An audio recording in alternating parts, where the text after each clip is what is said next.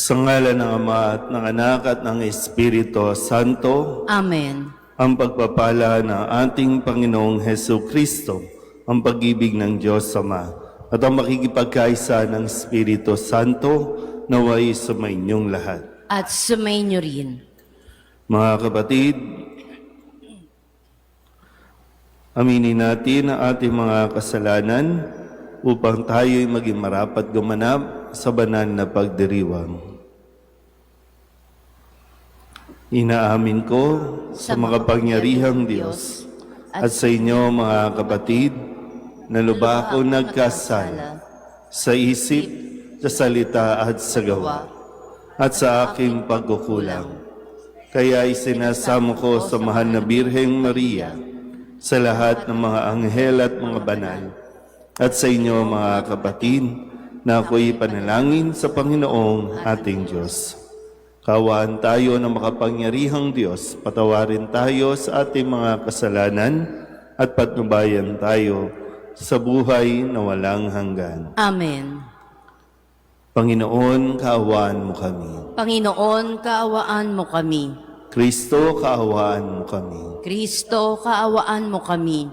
Panginoon, kaawaan mo kami. Panginoon, kaawaan mo kami. Manalangin tayo. Ama naming makapangyarihan, kami naway magkaroon ng pitagan at pagmamahal para aming magawang sambahin ang ngalan mo. Sapagkat sa mga pinatatatag sa iyong pag-ibig, ikaw ay walang pinababayaang masadlak sa ligalig. Inilulog namin ito sa pamamagitan ni Hesu Kristo, kasama ng Espiritu Santo, magpasawalang hanggan. Amen. Pagbasa mula sa unang aklat ng mga hari. Nang patay na si Nabat, sinabi ng Panginoon kay Elias na taga-Tisbe, "Madali ka, puntahan mo si Haring Akab. Makikita mo siya sa Jezreel, sa ubasan ni Nabat. Naparoon siya upang kamkamin iyon. Sabihin mo sa kanya, ito ang ipinasasabi ng Panginoon, isa kang mamamatay tao. Ngayon na may pangangamkam ang ginagawa mo. Kung saan hinimod ng mga aso ang dugo ni Nabat, doon din hihimurin ng mga aso ang iyong dugo." Sinabi ni Akab kay Elias, "Narito ka na naman, mahigpit kong kaaway." Sagot naman sa kanya ni Elias, "Oo, hinanap kita uli sapagkat nagumon ka sa kasamaan. Malagim na parusa ang babagsak sa iyo. Ganito ang pinasasabi ng Panginoon, itatakwil kita, lilipunin ko ang mga anak mong lalaki, matanda at bata. Parurusahan kita tulad ng ginawa ko sa angkan ni Jeroboam na anak ni Nabat, at sa angkan ni Baasa na anak ni Ahiyas, sapagkat ako'y ginalit mo at ibinulid mo ang Israel sa pagkakasala. Ito naman ang sumpa labang kay Jezebel. Kakanin siya ng mga aso sa nasasakupan ng Jezreel. Sino man sa angkan ni Akab ang mamamatay sa bayan ay kakanin ng mga aso. Sino mang mamamatay sa bukid ay kakanin ng mga uwak." Dahil sa mga sulsol ni Jezebel, nagumon si Acab sa paggawa ng masama sa paningin ng Panginoon. Sumamba rin siya sa mga Diyos-Diyosan gaya ng mga Amoreo na pinalayas ng Panginoon pagdating sa bayan ng Israel sa lupaing iyon. Nang marinig ni Acab ang mga sinabi ng propeta, ginawak niya ang kanyang damit, nagsuot ng sako, at di hinubad iyon kahit sa pagtulog. Nag-ayuno siya bilang tanda ng malaking kalungkutan. Kaya't sinabi ng Panginoon kay Elias, hindi mo ba napansin kung paano nagpakababa sa harapan ko si Acab? Sapagkat nagpakababa siya, hindi ko itutuloy ang parusa sa kanya habang siya'y nabubuhay. Ngunit pagkamatay niya, parurusahan ko ang kanyang angkan. Ang salita ng Diyos. Salamat sa Diyos. Ang tugon po sa bawat saknong ng salmo, Poon, iyong kaawaan, kaming sa iyo'y nagsisuway. Ulitin po natin. Poon, iyong kaawaan, kaming sa iyo'y nagsisuway. Ako'y kawaan, o mahal kong Diyos, sang-ayon sa iyong kagandahang loob. Mga kasalanan ko'y iyong pawiin, ayon din sa iyong pag-ibig sa akin. Hugasan mo sana ang aking karumhan, dalisayan mo ang aking kasalanan. Poon, iyong kaawaan, kaming sa iyo'y nagsisuway. Ang pagsalansang ko ay kinikilala, laging nasa isip ko at alaala. Sa iyo lang ako nagkasalang tunay, at ang nagawa ko'y di mo nagustuhan. Poon, iyong kaawaan, kaming sa iyo'y nagsisuway. Ang kasalanan ko'y iyon ang limutin, lahat kong nagawang masamay pawiin. Ingatan mo ako, Diyos kong manunubos, ang pagliligtas mo'y galak kong ibabantog. Poon, iyong kaawaan, kaming sa iyo'y nagsisuway. Aleluya, aleluya. Bagong utos, ani Kristo. Mag-ibigan sana kayo katulad ng pag-ibig ko. Aleluya, aleluya. Sumainyo ang Panginoon. At sumainyo rin. Ang mabuting balita ng Panginoon ayon kay San Mateo. Papuri sa iyo, Panginoon. Noong panahong iyon, sinabi ni Jesus sa kanyang mga alagad, narinig na ninyong sinabi, ibigin mo ang iyong kaibigan at kaputan mo ang iyong kaaway. Ngunit ito naman ang sabi ko, ibigin ninyo ang inyong mga kaaway at idalangin ninyo ang mga umuusig sa inyo, upang kayo'y maging tunay na anak ng inyong amang nasa langit. Sapagkat pinasisikat niya ang araw sa masasama at sa mabubuti, at pinapapatak niya ang ulan sa mga banal at sa mga makasalanan. Kung ang mga umiibig sa inyo ang siya lamang ninyong iibigin, ano pang gantimpala ang inyong hihintayin? Hindi ba't ginagawa rin ito ng mga publikano? At kung ang binabati lamang ninyo'y ang inyong mga kapatid, ano ang nagawa ninyong higit kaysa iba? Ginagawa rin iyon ng mga hintil. Kaya dapat kayong maging ganap, gaya ng inyong amang nasa langit. Ang mabuting balita ng Panginoon. Pinupuri ka namin, Panginoong Heso Kristo. Isang magandang umaga po sa inyong lahat. Ngayon po ay Martes ng ika-11 linggo sa karaniwang panahon. Kahapon narinig natin sinabi ni Jesus Lagi natin itong maririnig sa mga susunod na araw na sinasabi niyang, sinabi na, no, narinig ninyong sinabi noong una, at ngayon sinasabi ko sa iyo. Kumbaga, no, mas pinagtitibay, pinapaliwanag ng mabuti ni Jesus kung ano ang dapat nating sinusunod, kung sino ang dapat nating pinakikinggan. Gaya ng sinabi ni Kristo ngayon, sinabi niya na itong bagay na ito para tayo ay maging ganap gaya ng kanyang amang nasa langit. Yung kabuuan, maaabot natin yung ating pong pinaka full potential kung tayo po ay makakagawa ng ganitong sinasabi ni Kristo.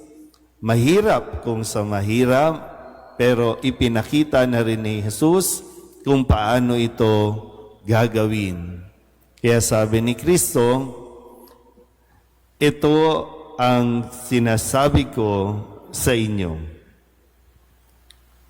Ibigin ninyo ang inyong mga kaaway at idalangin ninyo ang mga umuusig sa inyo. Oh, dead man na naman tayo, di ba? No? Oh. Yuko na lang tayo, baling na lang sa iba. Kasi sadyang ayaw natin gawin. Una, sinasabi natin, mahirap. Totoo naman po, mahirap, no? Inaway ka na, tapos pagdarasal mo pa. Pero anong klase ng dasal? Ano? Lord, kunin mo na siya. Ganun ba ang dasal natin? Lord, kunin mo na. Sino bang mga kaaway ninyo? Kapatid, magulang, anak, kaibigan, ibang tao. Kahit nga hindi natin kilala, galit na galit tayo eh. Kahit nga hindi tayo kilala ng mga senator, galit na galit tayo eh. Kahit hindi tayo kilala ng vice presidente natin, galit na galit tayo eh. Tinuturing nating kaaway. Minsan, no? Parang tinuturing nating mga kaaway yung mga taong kahit hindi nila tayo kilala. Wala lang, basta nagalit lang tayo sa ginawa nila. Napapansin niyo ba yun? Para tayo mga baliw, no? Pero ulit, babalik natin ulit. Ito ang sinasabi ni Kristo para sa atin din. Hindi para doon sa kung kanino man, kundi para sa atin. Na mayroon tayong kakayanan, nasa atin ang kapangyarihan kung ano ang atin pong ikikilos, kung ano ang atin pong dapat na maging reaksyon. Sa tingin ko naman po, no, hindi naman tayo katulad ni Kristo. Si Kristo kasi, di ba, nung ipinako sa krus, doon talaga, ora mismo, nagdasal siya, Ama, patawarin mo sila. Hindi nila alam ang kanilang ginagawa. Pero sa tingin ko, maintindihan naman ni Kristo. Maintindihan ng Diyos na tayo, bilang tao, minsan, kadalasan kasi yung emosyon natin, yung ang hirap at matagal pahupain yung damdamin natin na tayo ay nasaktan. Gaya na sabi ko, siguro naman maiintindihan ng Diyos na kailangan natin ng panahon. Tama ba? Kailangan natin mapag-isip, kailangan din muna natin umiyak dahil nasaktan tayo, naloko tayo, inaaway tayo. At maiintindihan marahil yan ng Diyos. Pero ang sinasabi ni Jesus, ito ang dapat natin na gawin. Sige, take your time. Pero kapag dumating na ang tamang panahon, yung tayo po ay kailangan ng magbigay ng pagpapatawad. Huwag tayong maging madamot.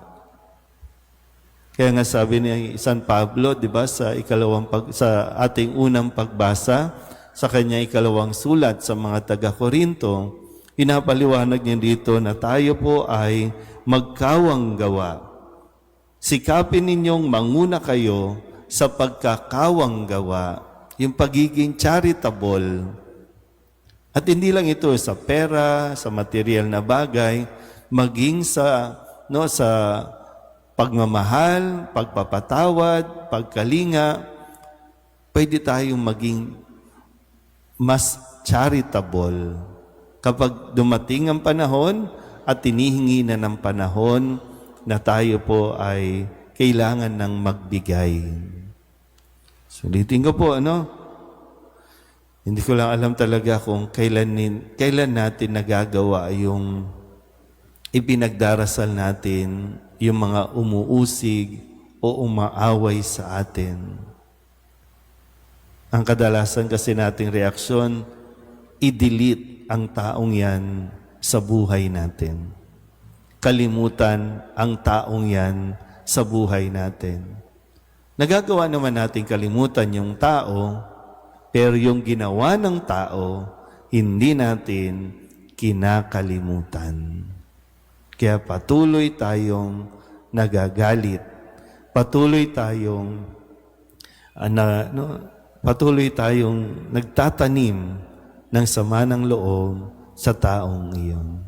Pero muli, sabi ni Jesus, para tayo maging ganap, kagaya ng kanyang amang nasa langit, pagsikapan natin magawa na maipagdasal ang mga umaaway at umuusig sa atin. Amen?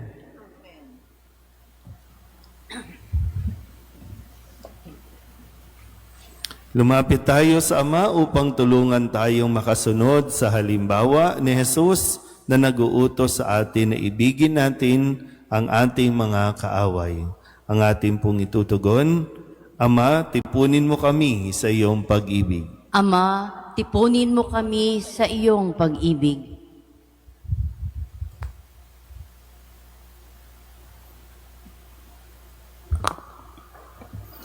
Ang mga pinuno ng simbahan naway magbigay saksi sa pamamaraan sa habag, pag-ibig at pagpapatawad upang masalamin sa kanila ng sanlibutan ang kabanalan ng Diyos. Manalangin tayo sa Panginoon. Ama, tipunin mo kami sa iyong pag-ibig.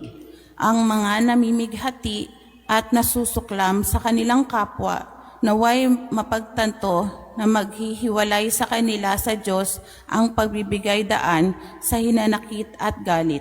Manalangin tayo sa Panginoon. Ama, tipunin mo kami sa iyong pag-ibig. Ang mga pamilyang nagkahiwa-hiwalay at sinira ng hindi pagbibigay bahalaga sa bawat isa, naway muli silang matagpuan ang dating alab ng pagsasama at pagkakasundo. Manalangin tayo sa Panginoon. Ama, tipunin mo kami sa iyong pag-ibig. Ang mga may sakit naway makamit ang kapayapaan ng kaisipan at kalooban na nagmumula sa kanilang pagkakaunawa at pagtanggap sa kahalagahan ng kanilang pakikihati sa pagdurusa ni Kristo. Manalangin tayo sa Panginoon. Ama, tipunin mo kami sa iyong pag-ibig. Ang mga pumanaw naway makihati sa kapayapaan at kaligayahan ng paghahari ng Diyos. Manalangin tayo sa Panginoon. Ama, tipunin mo kami sa iyong pag-ibig. Idulog din natin sa Panginoon ang ating mga personal na kahilingan at mga panalangin para sa ating mga pamilya, kasama din ang mga kahilingan ng mga nanonood sa online. Lahat ng mga misang pasasalamat, special na intensyon, agarang paggaling ng mga may sakit, tang lahat ng mga kaluluwa na inihiling na ipagdasal sa misang ito.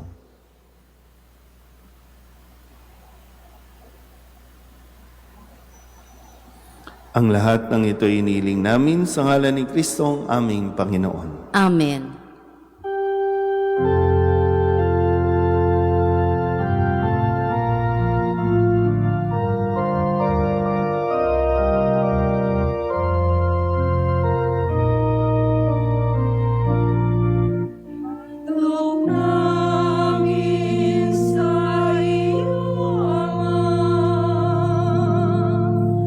Ang pinapayag ka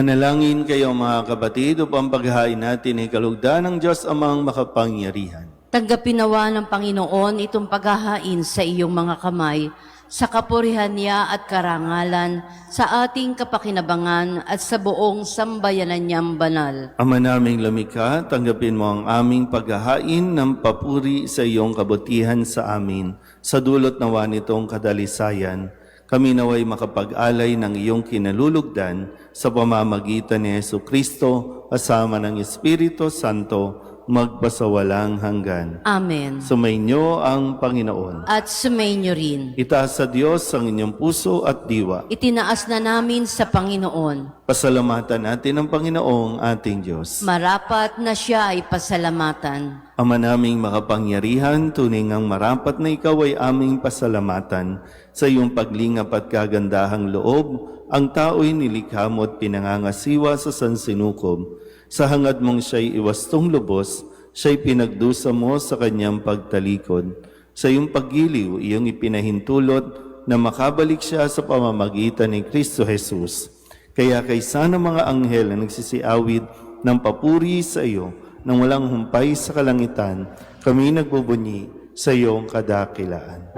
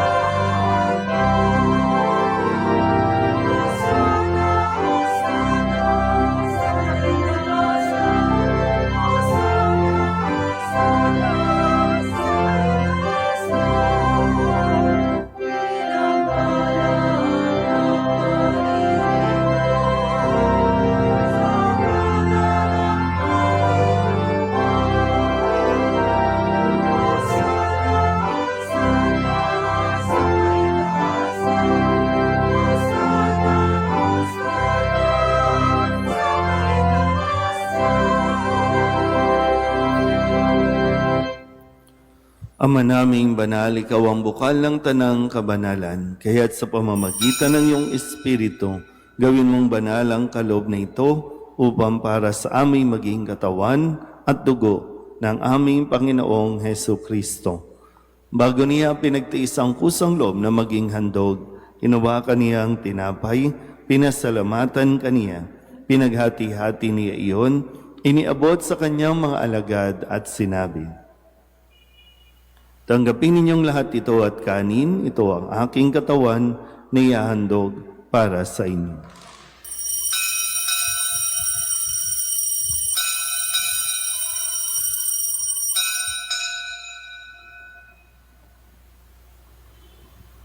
Gayun din naman, nang matapos ang hapunan, inawakan niya ang kalis, muli kaniyang pinasalamatan. Iniabot niya ang kalis sa kanyang mga alagad at sinabi, tanggapin ninyong lahat ito at inumin. Ito ang kalis ng aking dugo, ng bago at walang hanggang tipan. Ang aking dugo na ibubuhos para sa inyo at para sa lahat, sa ikapagpapatawad ng mga kasalanan. Gawin ninyo ito sa pag-alaala sa akin.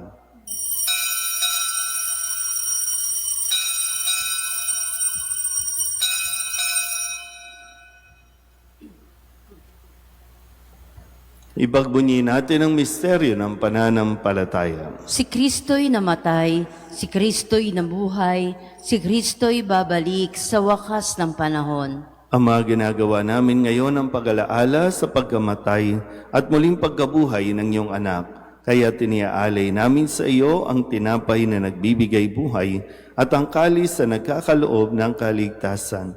Kami nagpapasalamat dahil kami iyong minarapat na tumayo sa harap mo para maglingkod sa iyo.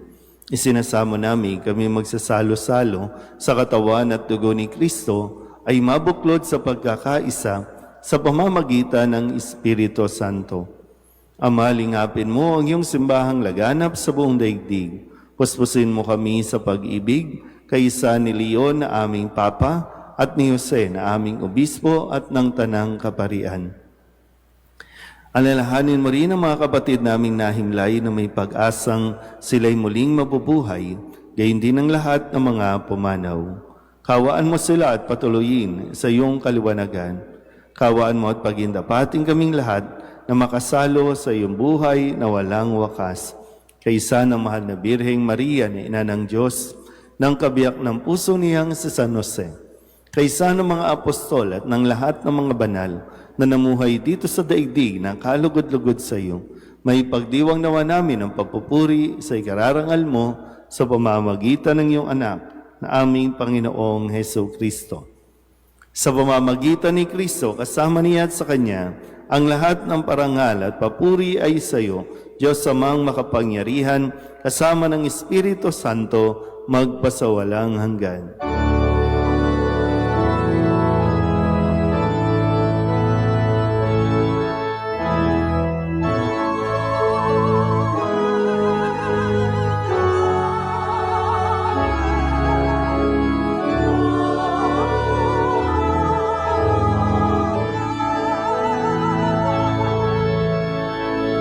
Sa tagubili ng mga nakagagaling na utos at turo ni Jesus sa Panginoon natin at Diyos, ipahayag natin ang lakas loob.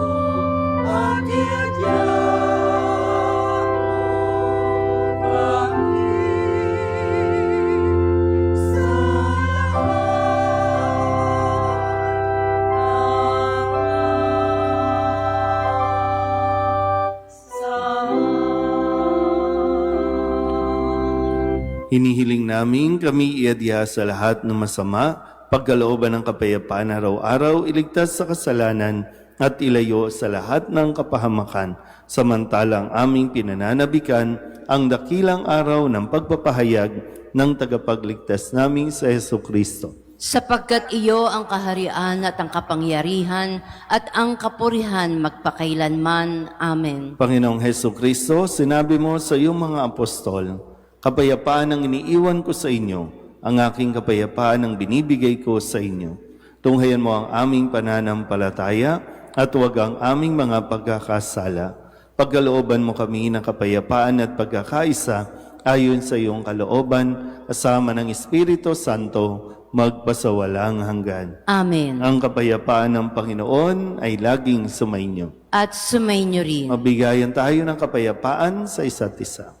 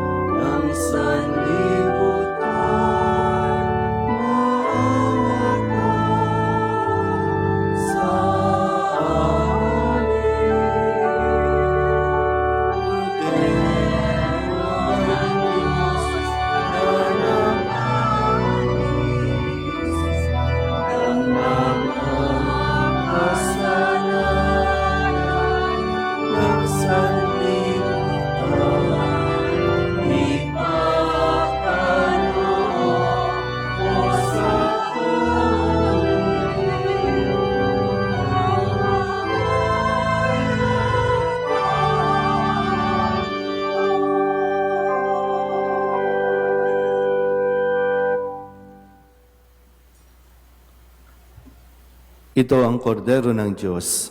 Ito ang nag-aalis ng kasalanan ng sanlibutan. Mapalad ang may naanyayahan sa kanyang piging. Panginoon, hindi ako karapat-dapat na magpatuloy sa iyo, ngunit sa isang salita mo lamang ay gagaling na ako.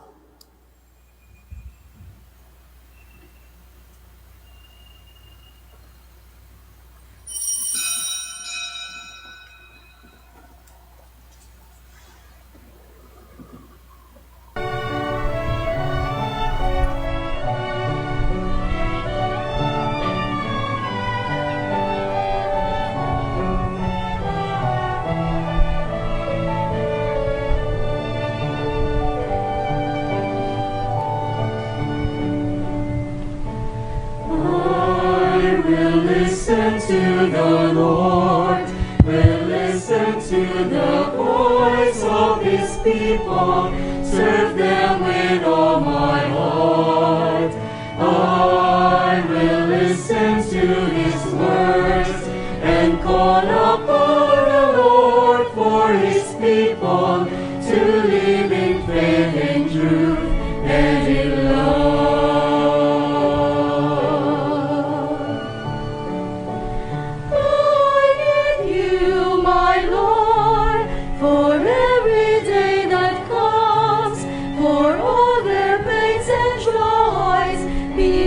To understand, they may seek you, my Lord, and reach into your hands.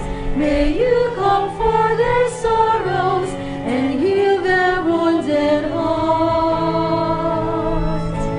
I will listen to the Lord, will listen to the voice of His people, serve them with all my heart.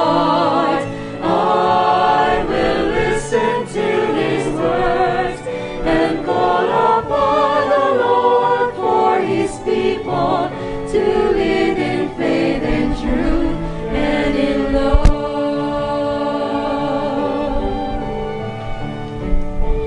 I believe you, my Lord, show them your truth and love. When darkness overs them, your light shines from above. I will be there, my Lord, to lead at your command. Together at one table, feed them the bread of love. I will listen to the Lord, will listen to the voice of His people, serve them with all my heart. I will listen to His words and call upon the Lord for His people to live in faith and truth and in love. There are those who seek the lost and suffering, bind their wounds and bring them to your care. Oh Lord, I know that you're with them, embracing once again. Your love is all I've got.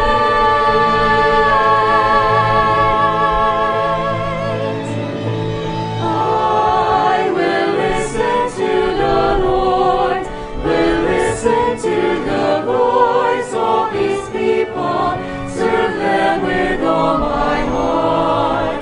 I will listen to His words and call upon the Lord for His people to live in faith and truth and in love.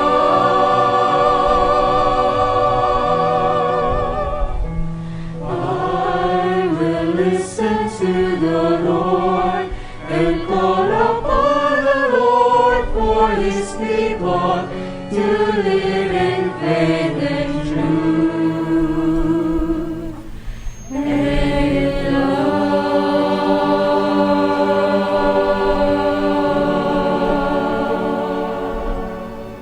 Magsitayo na po ang lahat. Manalangin tayo. Ama naming mapagmahal, ang pinagsaluhan naming banal na pakikinabang na nagpapahiwatig ng iyong pakikiisa sa tanang naritong nakikipagdiwang ay magdulot nawa ng pagkakaisa sa iyong sambayanan. Sa pamamagitan ni Jesucristo kasama ng Espiritu Santo magpasawalang hanggan. Amen. Sumainyo ang Panginoon At sumainyo rin. at pagpalain kayo ng makapangyarihang Diyos, Ama at Anak at Espiritu Santo. Amen. Tapos ang banal na misa, umayo tayo sa kapayapaan ni Kristo. Salamat sa Diyos. Magandang umaga po.